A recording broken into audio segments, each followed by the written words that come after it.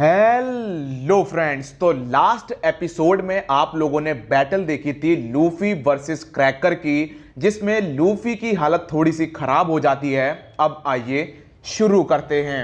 अब नामी लोग चारों तरफ से घिर जाते हैं, तो नामी के पास अब कोई भी दूसरा ऑप्शन नहीं होता है, तो वो अब खुद मैदान में उतर जाती है और वो बोलती है किंग बाउम। किंग बाउम बोलता है देखो ऐसा है कि मैं क्रैकर का सामना नहीं कर सकता हूं।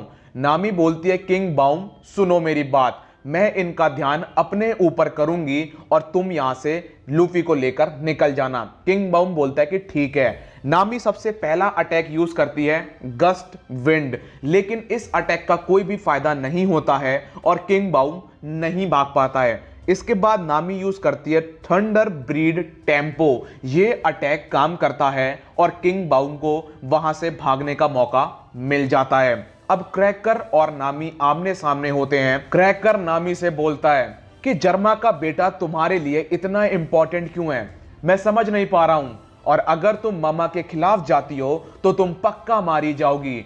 नामी बोलती है कि तुम नहीं समझ पाओगे।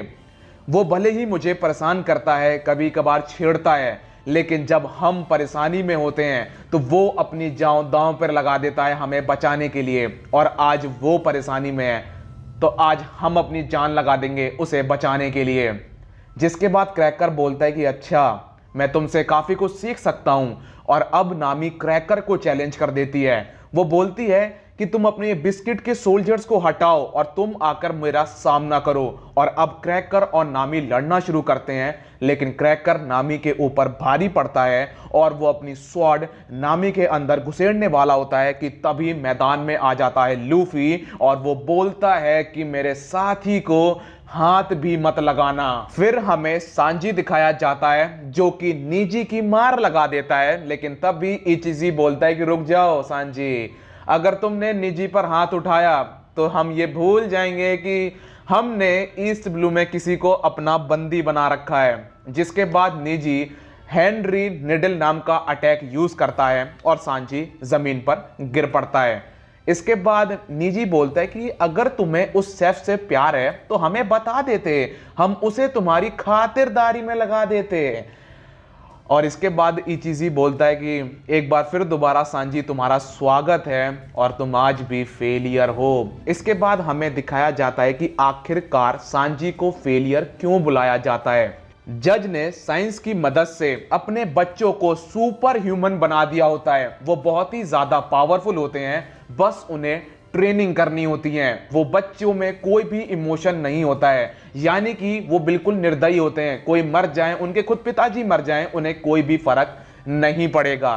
तो अब उनके पिताजी उनका टेस्ट शुरू करते हैं, जहां पर पहला टेस्ट ये होता है कि उन्हें ऊपर से नीचे कूदना होता है। सारे बच्चे कूद जाते हैं, लेकिन सांजी नहीं कूद पाता है। फिर इन्हें दौड़ना होता है, सारे बच्चे दौड़ जाते हैं, लेकिन सांजी नहीं दौड़ पाता है।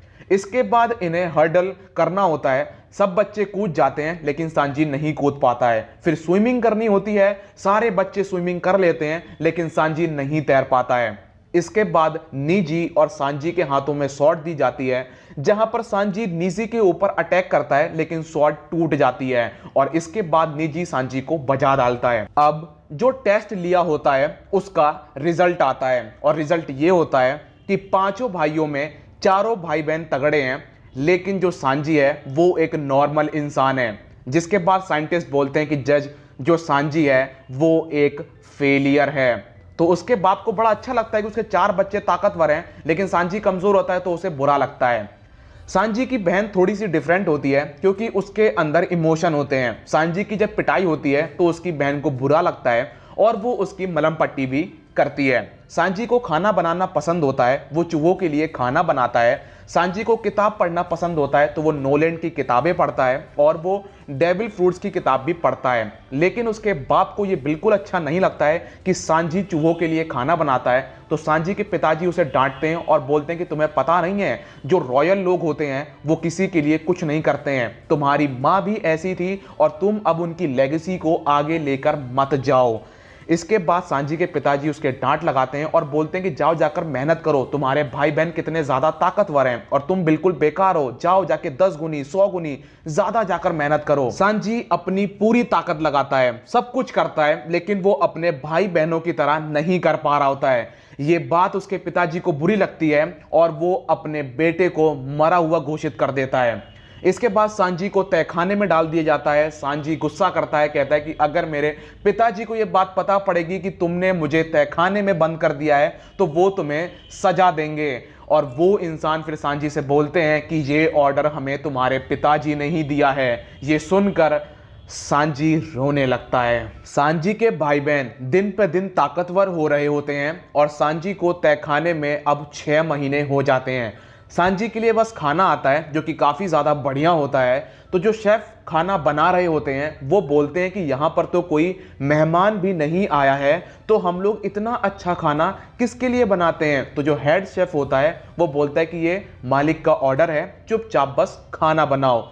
इसके बाद जब सांजी खाना खा रहा होता है तो उसको याद आता है जब पहली बार उसने कुकिंग करी थी, तो वो अपने मम्मी के लिए खाना बनाता है, उसे लेके जा रहा होता है। तूफान बहुत भयंकर होता है, उसकी मम्मी की तबीयत खराब होती है, तो उसकी मम्मी को काफ़ी दूर रखा जाता है उसके मेन घर से। तो सांजी अपनी मम्मी से मिलने के लिए जाता है। बहुत भयंकर तूफान आ रखा होता है, सबकी हालत खराब होती है, लेकिन सांजी फिर भी जैसे तैसे करके हॉस्पिटल में पहुंचता है। वहां पर उसकी मुलाकात नर्स से होती है।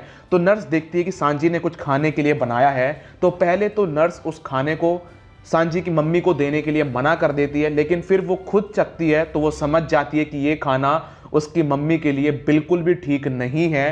सांजी अपनी मॉम से मिलता है तो नर्स बोलती है कि सांजी ने आपके लिए खाना बनाया है। तो वो खाना देखने में काफ़ी ज़्यादा अच्छा होता है। तो सांजी की मम्मी समझ जाती हैं कि ये खाना सांजी ने नहीं बनाया है। फिर वो बोलती है कि नर्स तुम वो खाना लेके आओ जो कि सांजी ने बनाया है। सांजी की मॉम जब उस खाने को खाती हैं तो वो उसकी तारीफ करती हैं और बोलती हैं कि ये खाना बहुत ही टेस्टी है। फिर सांजी की मॉम का देहांत हो जाता है और इसके बाद सांजी फैसला करता है कि वो एक शेफ बनेगा। वो ऑल ब्लू के बारे में पढ़ता है जो कि उसका ड्रीम है। इसके बाद जो उसके भाई होते हैं वो पता लगा लेते हैं कि सांजी अभी जिंदा है, तो वो लोग तहखाने में आते हैं और सांजी की मार लगाते हैं। सांजी की बहन उसकी मलहम पट्टी करती है और वो बोलती है कि हम लोग ईस्ट ब्लू में जा रहे हैं और वहां पर हमें एक युद्ध लड़ना है। इसके बाद जो जर्मा की शिप्स हैं वो बहुत ही कमाल की हैं क्योंकि वो किसी भी पहाड़ पर चढ़ सकती हैं। तो इसके बाद सांजी के जो भाई होते हैं वो फिर दोबारा सांजी की मार लगाते हैं और उसकी बहन उसकी मलहम पट्टी करती है। सांजी अपनी बहन से बोलता है कि मैं एक शेफ बनना चाहता हूं, मैं यहां से भागना चाहता हूं, क्योंकि अगर मैं एक बार यहां से भाग गया तो मुझे अपनी बाप की शक्ल दोबारा नहीं देखनी पड़ेगी। तो यहां पर जो सांजी की बहन होती है वो उसकी मदद करती है, वो सरियाओं को मोड़ देती है और वो अपने भाई की भागने में मदद करती है। वो बोलती है कि सुनो, पापा के कमरे में जाओ, वहां पर तुम्हें चाबी मिलेगी और तुम ये अपना मास्क खोल पाओगे। लेकिन सांजी जब चाबी निकाल रहा होता है तो उसके पिताजी वहां पर आ जाते हैं और वो बोलते हैं कि सांजी तुम क्या कर रहे हो। सांजी बोलता है कि मैं यहां से भागने की तैयारी कर रहा हूं और मेरे रास्ते में मत आना।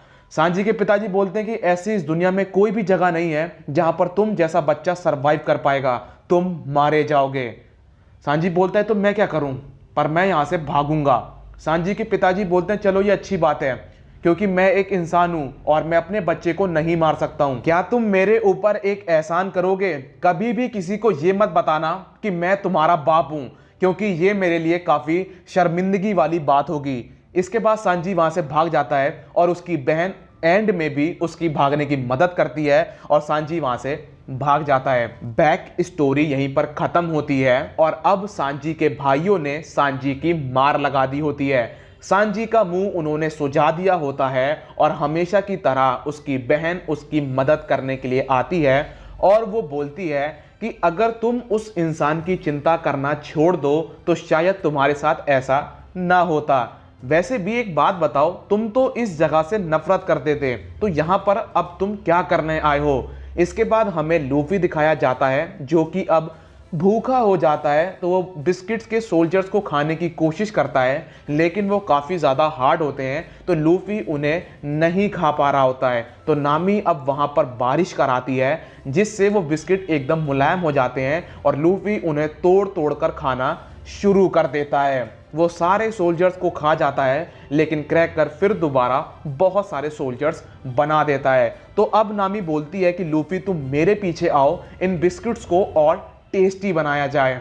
इसके बाद हमें ब्रूली दिखाई जाती है जो कि कैरेट और चॉपर को ढूंढ रही होती है ताकि वो उन दोनों को जान से मार दे, और वो उन्हें ढूंढ भी लेती है लेकिन वो दोनों उससे दूर भाग जाते हैं। इसके बाद हमें लूफी दिखाया जाता है जो कि अब वाटरमेलन फ्लेवर के बिस्किट्स खा रहा होता है, क्योंकि जो वाटरमेलन फ्लेवर होता है उनका छिड़काव हो जाता है बिस्किट्स के ऊपर। तो लूफी को अब मजा आ रहा होता है, लूफी बिस्किट्स खा रहा होता है, क्रैकर बिस्किट्स के सोल्जर्स बना रहा होता है। लेकिन अब दोनों की हालत खराब होना शुरू हो जाती है क्योंकि लूफी अब और ज्यादा बिस्किट्स नहीं खा सकता है और जो क्रैकर है वो अब थकने लगता है।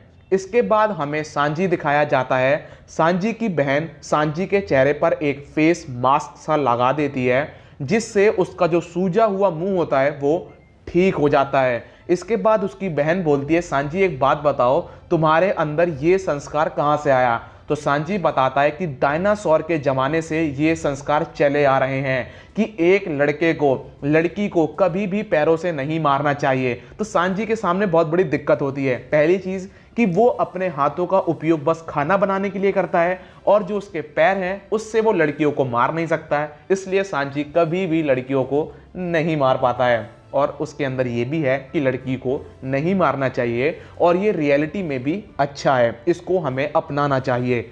इसके बाद हमें लूफी दिखाया जाता है जिसकी अब आंखों से आंसू आने लगते हैं क्योंकि वो अब और नहीं खा सकता है। यहीं पर एपिसोड खत्म होता है। मिलता हूं नेक्स्ट वीडियो में, जब तक के लिए अपना ख्याल रखिए, कोरोना से सावधान, गुड बाय।